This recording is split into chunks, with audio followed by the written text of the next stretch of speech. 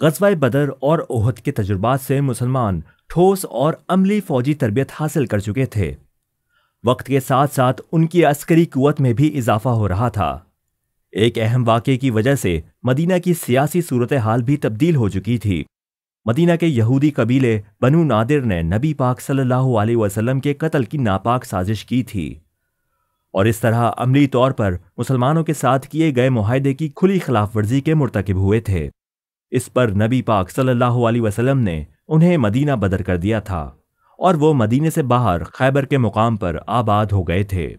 یہاں انہوں نے ارد گرد کے مشرک قبائل کے ساتھ دفاعی معاہدے کر لیے۔ قریش مکہ ان کے سب سے بڑے اور طاقتور حلیف تھے۔ ان سب گروپوں کا مشترکہ بنیادی مقصد اسلام کی ابھرتی ہوئی طاقت کو توڑنا اور مسلمانوں کی سیاسی قوت کو شکست دینا تھا۔ مختلف گروہوں کے اس اتحاد کا ذکر قرآن پاک کی سورہ احزاب میں آیا ہے۔ اس سورہ مبارکہ میں اس غزوہ کو احزاب یعنی متحدہ گروہوں کی لڑائی کا نام دیا گیا ہے۔ تاریخ میں یہ جنگ غزوہ خندق اور غزوہ احزاب دونوں ناموں سے مشہور ہے۔ جنوری سن 627 عیسوی میں ان سب قبیلوں کے سپاہیوں پر مشتمل 10,000 کا لشکر ابو سفیان کی قیادت میں مدینے پر حملہ آور ہونے کے ارادے سے روانہ ہوا۔ قرآن پاک نے اس جنگ کو اسلام کے خلاف کفر و یہود کا اتحاد قرار دیا ہے۔ اس کے مقابلے میں مسلمان فوج صرف 3,000 سپاہیوں پر مشتمل تھی، اور اس میں مدینہ کے 15 سال سے زیادہ عمر کی تمام مردانہ آبادی شامل تھی۔ جنگ کی حکمت عملی طے کرنے کے لیے نبی پاک صلی اللہ علیہ وسلم نے صحابہ کرام سے مشورہ کیا، اور حضرت سلمان فارسی رضی اللہ تعالیٰ عنہ کی تجویز کو پسند فرمایا۔ حضرت سلمان فارسی کا تعلق ایران سے تھا، جو اس زمانے میں فارس کہلاتا تھا۔ انہوں نے مدینہ کے شمال میں ایک خوب چوڑی اور گہری خندق کھودنے کی صلاح دی تھی، جو کہ ایران یا فارس کے لوگوں کی قدیم جنگی تکنیک تھی، جبکہ باقی 3 اطراف سے مدینہ پتھریلے پہاڑوں اور کھجور کے باغات سے گھرا ہوا تھا۔ 6 دن تک مدینہ کا ہر فرد خندق کھودنے میں مصروف رہا، اور آخر کار شہر کے دفاع کے لیے 5.5 کلومیٹر لمبی، 4.5 میٹر گہری اور 9 میٹر چوڑی خندق تیار ہو گئی۔ آج کل یہ خندق موجود نہیں، لیکن اس جگہ کی نشاندہی مختلف نشانات سے کر دی گئی ہے جہاں کبھی یہ خندق کھودی گئی تھی۔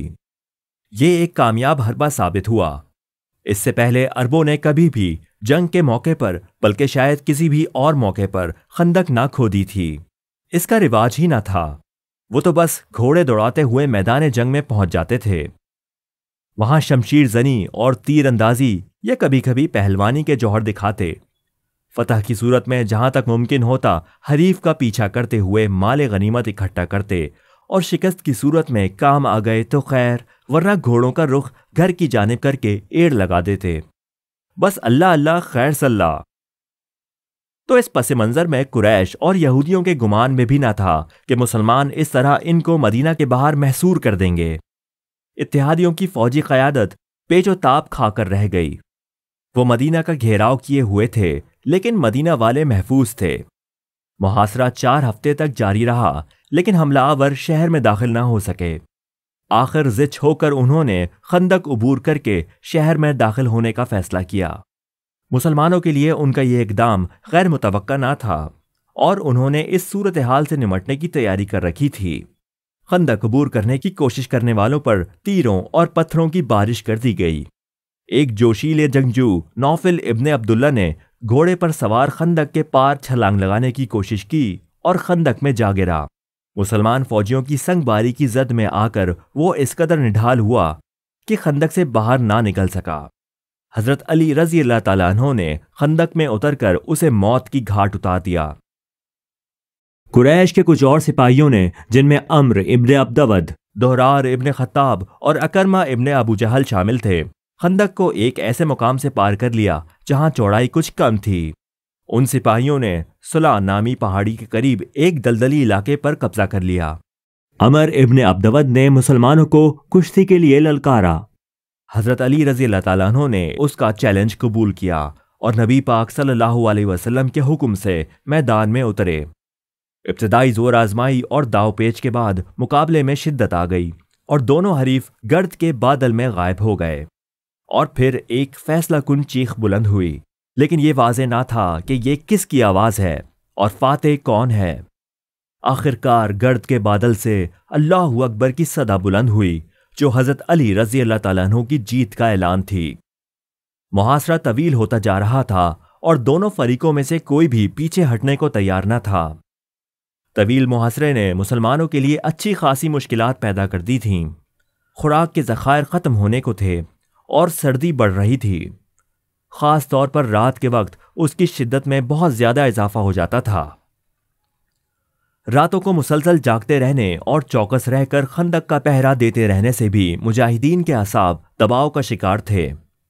دوسری طرف اتحادیوں کا حال بھی اس سے کچھ مختلف نہ تھا۔ کھانے پینے کا سامان ختم ہونے کو تھا۔ گھوڑے اور اونٹ چارے کی کمی کے باعث مرنے لگے تھے۔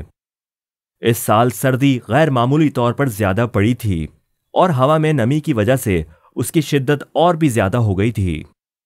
محاصرے کی 27ویں رات تھی جب سخت چڑچڑاہٹ اور گو مگو کی کیفیت میں اتحادی قبائل نے پسپائی کا فیصلہ کیا اور اپنے خیمے اکھاڑ لیے۔ وہ واپس روانہ ہو رہے تھے۔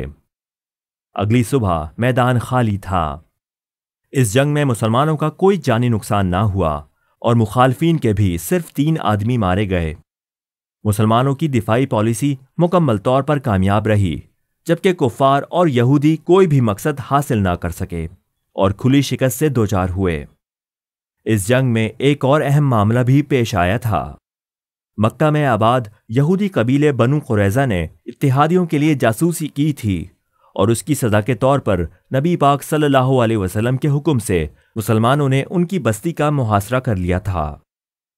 25 دن کے محاصرے کے بعد بنو قریظہ نے غیر مشروط طور پر ہتھیار ڈال دیے اور مسلمانوں نے محاصرہ ختم کر دیا اور یوں یہ تاریخی جنگ ختم ہوئی۔ یہ قدیم مسجد دیکھیے۔ یہ خوبصورت مسجد کوہ صلا پر اس جگہ تعمیر کی گئی ہے جہاں سے خالد بن ولید خندق عبور کر کے مدینہ میں داخل ہوا تھا، جبکہ مسجد سلمان فارسی مناسب دیکھ بھال نہ ہونے کے باعث کھنڈر بن چکی ہے۔ کبھی کسی کے ہاتھ سے لکھا ہوا ان کا نام مسجد کی دیوار پر موجود تھا، لیکن آج اس شخص کا نام تک مسجد سے مٹ چکا ہے جس کی ایک تجویز کی بدولت مسلمانوں کو ایک عظیم اور تاریخی فتح نصیب ہوئی۔ قریش مکہ نے نبی پاک صلی اللہ علیہ وسلم کو مدینہ سے بے دخل کرنے کے لیے اپنی بھرپور طاقت آزمائی اور تمام تر وسائل استعمال کر دیے، لیکن اپنا مقصد حاصل کرنے میں وہ ناکام رہے۔ وہ نہ صرف جنگ ہار گئے بلکہ انہیں ایک اور بڑا نقصان بھی اٹھانا پڑا۔ وہ مدینہ سے گزر کر شام جانے والے تجارتی راستے سے محروم ہو گئے اور یوں اس تجارت سے ہاتھ دھو بیٹھے جس کے ساتھ ان کا خاندانی اور معاشی وقار وابستہ تھا۔ اس جنگ میں فتح کے بعد اسلام خطے میں مزید مضبوط اور پروقار حیثیت میں ابھرا۔